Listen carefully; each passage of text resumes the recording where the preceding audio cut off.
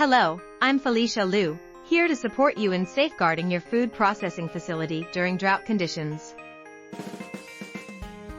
Droughts can disrupt water supplies, impacting food safety and employee well-being. Ensure your facility has a water usage plan. Prioritize essential processes and promote water conservation among staff. Focus on food safety by ensuring alternative water sources are safe and compliant with regulations. This maintains product quality and prevents contamination. To keep business operations running, review your crisis management plan. Adapt your strategies to manage resource shortages effectively.